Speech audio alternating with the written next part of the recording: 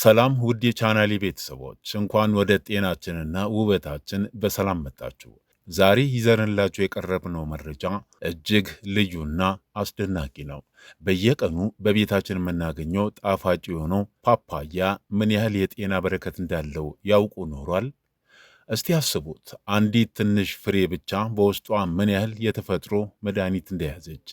ፓፓያ መመገብ ከጣዕም ባለፈ ለቆዳችን፣ ለምግብ መፈጨት ስርዓታችን እንዲሁም ለሰውነታችን በሽታ የመከላከል አቅም የሚሰጠው ጥቅም እጅግ ከፍተኛ ነው።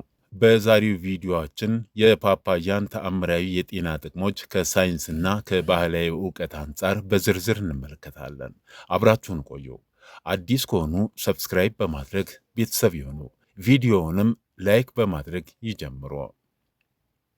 እንግዲህ ወደ ዋናው ነጥባችን ስንገባ ፓፓያ በምግብ መፈጨት ስርዓታችን ላይ የሚያሳድረው በጎ ተጽዕኖ ቀዳሚው ነው። ፓፓያን ፓፓያ ያስባለው ልዩ የምግብ መፈጨት ኢንዛይሞች መያዙ ነው። ይህ ኢንዛይም በተለይም ፕሮቲን የያዙ ምግቦችን በቀላሉ ለመፍጨት ትልቅ አስተዋጽኦ አለው። የሆድ ድርቀትን መከላከል በውስጡ ባለው ከፍተኛ የውሃ መጠንና የፋይበር ይዘት አማካኝነት የሆድ ድርቀትን ይከላከላል።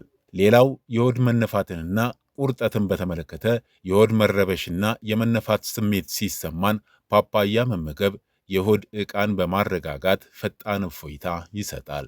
ስለዚህ ከባድ ምግብ ከተመገቡ በኋላ ትንሽ ፓፓያ መመገብ የምግብ መፈጨት ሂደቱን ያቀላጥፈዋል ማለት ነው።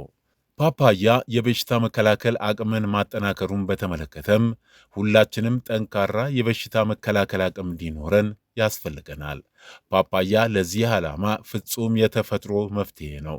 በውስጡ ባለው ከፍተኛ የቫይታሚን ሲ መጠን ከብርቱካን ወይም ከሎሚ እኩል ተጠቃሽ ነው። ቫይታሚን ሲ ሰውነታችን ከጉንፋንና ከተለያዩ ኢንፌክሽኖች እንዲከላከል ይረዳል። በተጨማሪም ጸረ ኦክሲዳንት በመሆን በሰውነታችን ውስጥ የሚፈጠሩ ጎጂ ነፃ ራዲካልስን ያስወግዳል። የቆዳና የፀጉር ውበትን በተመለከተ ፓፓያ የሚሰጣቸው ጥቅሞችም እንደሚከተለው ተዘርዝሯል። ወደ ውበታችን ስንመጣ ደግሞ ፓፓያ እውነተኛ የውበት ምንጭ ነው። ቫይታሚን ኤ እና ቫይታሚን ኢ በብዛት ስለሚገኙበት ቆዳችንን በማለስለስና እርጥበትን በመጠበቅ ረገድ ትልቅ ሚና ይጫወታል። የእርጅና ምልክቶችን በመከላከል ረገድም ቆዳችን እንዳይሸበሸብና ወጣትነት እንዲላበስ ያደርጋል። የፀጉር ጤናን በተመለከተም የራስ ቆዳን ጤናማ በማድረግ ፀጉር እንዳይጎዳና ውብ እንዲሆን ያግዛል። ብዙዎች ፓፓያን በመፍጨት እንደ ማስክ ፊታቸውን በመለቅለቅ ለፊታቸው ተፈጥሯዊ ድምቀት ይሰጣሉ። የልብ ጤናንና የአይን እይታን በተመለከተም ፓፓያ ለልባችንና ለአይናችን ጤናም እጅግ ጠቃሚ ነው። በውስጡ ባለው የፖታሲየም መጠን የደም ግፊትን ለማስተካከል ይረዳል። ይህ ደግሞ ለልብ በሽታዎች ተጋላጭነትን ይቀንሳል። በተጨማሪም በውስጡ የሚገኘው ቤታ ካሮቲን የአይን እይታችን እንዳይጎዳና ከዕድሜ ጋር ተያይዞ የሚመጣን የአይን መዳከም ይከላከላል። በተጨማሪም የፓፓያ ተአምራዊ የጤና ጥቅሞች ከምግብ መፈጨት እስከ ውበት ድረስ ተመልክተናል። ፓፓያ በቀን ውስጥ በተመጣጣኝ መጠን መመገብ ለጤናችን እጅግ ጠቃሚ ነው። ሆኖም ማንኛውም ነገር ከልክ ሲያልፍ ጉዳት አለውና መጠኑን መጠበቅ ያስፈልጋል። በተለይም ነፍሰ ጡር እናቶች ፓፓያ ከመመገባቸው በፊት የሐኪም ምክር እንዲጠይቅ ይመከራል። ፓፓያ ለጤናችን የደም ስኳር መጠንን ይቆጣጠራል። ብዙዎቻችን ፓፓያ ጣፋጭ በመሆኑ የደም ስኳርን ይጨምራል ብለን እናስብ ይሆናል። ነገር ግን ከሳይንሳዊ ጥናቶች እንደምንረዳው ፓፓያ መካከለኛ የሆነ የግሊሲሚክ መረጃ ስላለው የደም ስኳርን በከፍተኛ ፍጥነት አይጨምርም። የኢንሱሊን መጠንን ማስተካከልን በተመለከተም በውስጡ ያሉት ተፈጥሯዊ ፋይበሮች የስኳር መጠንን ለማመጣጠን ትልቅ ሚና ይጫወታሉ።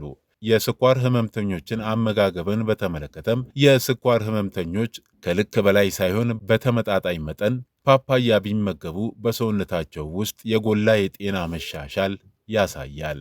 የአጥንት ጤናና እብጠትን መከላከልን በተመለከተም ፓፓያ በቫይታሚን ኬ የበለጸገ በመሆኑ ለአጥንታችን ጥንካሬ እጅግ ጠቃሚ ነው። ቫይታሚን ኬ ካልሽየም በሰውነታችን ውስጥ በአግባቡ እንዲሰራ ይረዳል። ይህም የአጥንት ስብራት አደጋን ይቀንሳል። በተጨማሪም ፓፓያ ጸረ ብግነት ባህሪ ያለው በሰውነታችን ውስጥ የሚፈጠሩ እንደ አርትራይተስ ያሉ የእብጠት ችግሮችን በመቀነስ ህመምን ያቃልላል። የጭንቀትና የድካም ስሜትን ማስወገድን በተመለከተም በዕለት ተዕለት ውጥረት ለሚሰቃዩ ሰዎች ፓፓያ ትልቅ እፎይታ ሊሰጥ ይችላል። የነርቭ ስርዓትን ማረጋጋትን ስንመለከትም ከፍተኛ የቫይታሚን ሲ መጠን የጭንቀት ሆርሞኖችን በመቀነስ ስሜታችንን ያረጋጋል። ኃይል ሰጪነትን ስንመለከትም ከድካም ስሜት ለመላቀቅና ሰውነትን ለማደስ ተፈጥሯዊ ጉልበት ይሰጣል። የጉበት ጤናና መርዛማ ንጥረ ነገሮችን በተመለከተም ጉበታችን ለሰውነታችን መርዛማ ንጥረ ነገሮችን በማጣራት ረገድ ዋነኛው የሰውነት ክፍል ነው። ፓፓያ መመገብ ጉበት ከጉዳት እንዲጠበቅና በተሻለ ሁኔታ እንዲሰራ ያግዛል። ከዚህም ባሻገር መርዛማ ነገሮችን ከሰውነት በማስወገድ የሰውነታችንን ውስጣዊ ጤና ይጠብቃል። ውድ የቻናላችን ቤተሰቦች የፓፓያን ተአምራዊ ጥቅሞች ስንመለከት የተፈጥሮ ስጦታ ምን ያህል ለጤናችን ቅርብ እንደሆነ እንረዳለን። ምግቡን በንጽህና አዘጋጅተን በተመጣጠነ ሁኔታ በመመገብ ጤናችንንና ውበታችንን መጠበቅ እንችላለን። የዚህ ቪዲዮ መረጃ ጠቃሚ ሆኖ ካገኙት ለወዳጅ ዘመድ በማጋራት መልካምነቶን ያሳዩ። በቀጣይ ቪዲዮ እስክንገናኝ መልካም ጊዜ